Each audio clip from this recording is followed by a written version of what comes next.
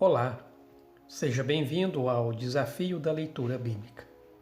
No primeiro podcast referente ao primeiro passo no método de estudo bíblico, comecei com um versículo.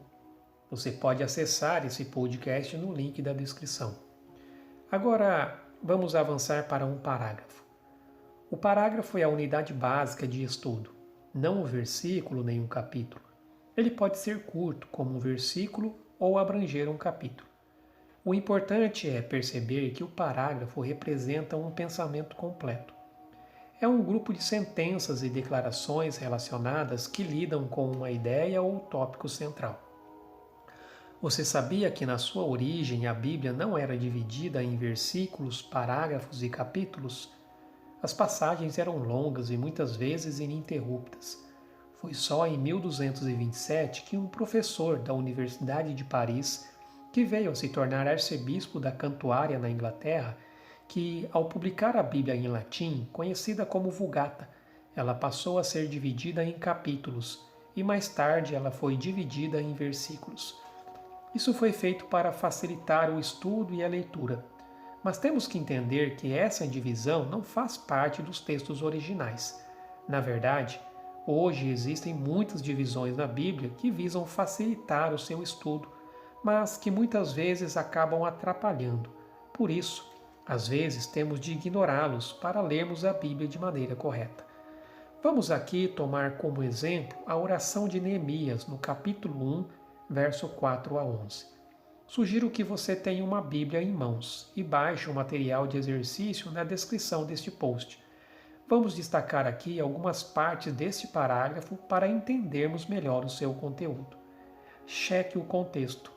O verso 4 começa: tendo ouvido estas palavras.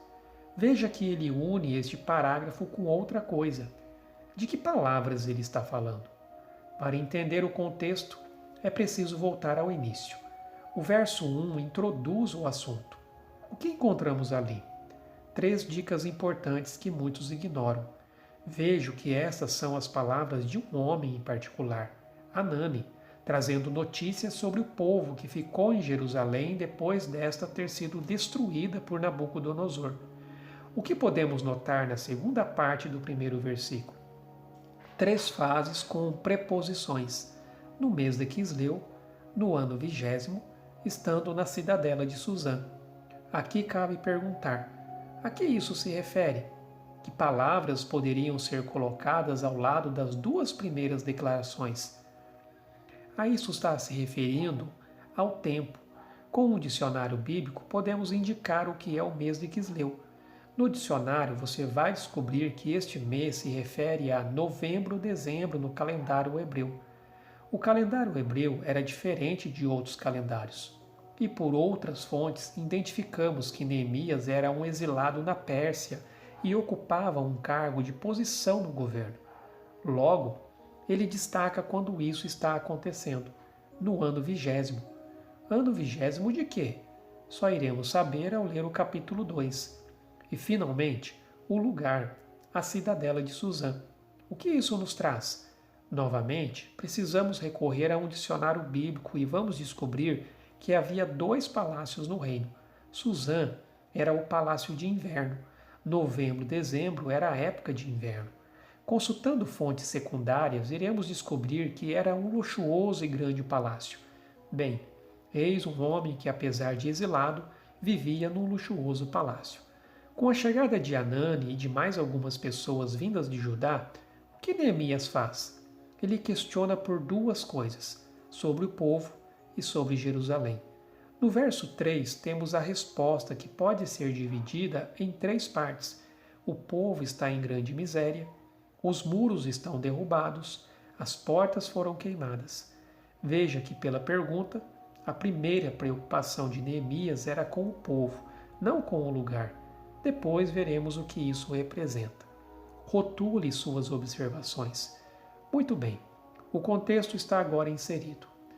Agora, a partir do verso 4, vemos qual foi a reação de Neemias ao saber da situação do povo e de Jerusalém. Ele chora, lamenta, jejua e ora. Existe um meio de unirmos essas 4 coisas. Chorar e lamentar tem a ver com as emoções e jejum e oração, uma reação espiritual. Rotular suas observações vai ajudá-lo a manusear o material. Por exemplo, ao lado do verso 1 a 3, posso colocar a palavra relato e ao lado do verso 4, a palavra reação. No verso 5, encontramos uma oração e podemos rotular como o pedido de Neemias.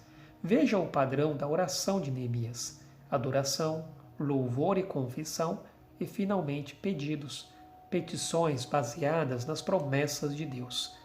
A oração de Neemias é um modelo de como podemos nos aproximar de Deus. Mas, olhando para o contexto, percebemos a sua ligação com o relato de Anani e seus irmãos. Neemias ouve o relato, olha para a palavra e se prostra de joelhos em oração. Nenhum detalhe é trivial. Será que terminamos aqui? Não. Veja o que diz o verso 11, na sua parte final. Eu era copeiro do rei. Isso é extremamente importante. Neste passo da observação, precisamos estar atentos aos detalhes. Lembre-se, você está agindo como um detetive. Todo detalhe pode sugerir uma pista. Cabe agora perguntar: o que era um copeiro? Aqui novamente temos de recorrer a um bom dicionário bíblico. Nele descobrimos que o copeiro era responsável por experimentar o vinho do rei. Esta era uma época de muitas intrigas e disputas pelo poder, e qualquer um poderia querer matar o rei para assumir o trono. Por esta razão, ele não confiava em ninguém, a não ser no copeiro. O copeiro era como o braço direito do rei. Ele tinha em suas mãos acesso direto a ele. Aqui vemos como Deus é sábio na realização dos seus propósitos. Foi justamente por Neemias ser o copeiro que ele obteve permissão do rei para voltar a Jerusalém e reconstruir a cidade. Deus deu a Neemias uma posição estratégica. Ele foi capaz de usar sua influência e posição para cumprir os propósitos de Deus. Vale aqui uma reflexão. Você já parou para pensar no lugar e na posição que Deus te colocou?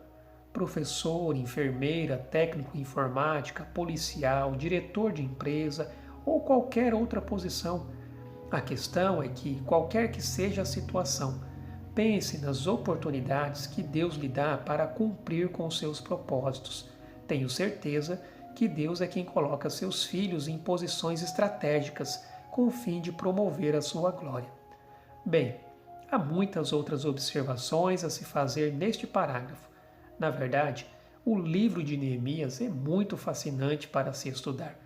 Muitas pessoas encontram dificuldades em estudar a Bíblia porque querem começar por livros proféticos, principalmente os que tratam do fim do mundo. Mas, como digo, você não poderá entender o fim se não souber o começo. Veja que até aqui já aprendemos muita coisa, como observar um versículo e agora um parágrafo. Descobrimos que temos de aprender a ler melhor e mais rápido. Você foi exposto a 10 estratégias de leitura que irão ajudá-lo a ser um melhor leitor. Então, você não deve apenas saber ler, mas saber o que procurar. Nos próximos posts, vamos ver 6 dicas que o ajudarão a desvendar o texto e a encontrar o que procura.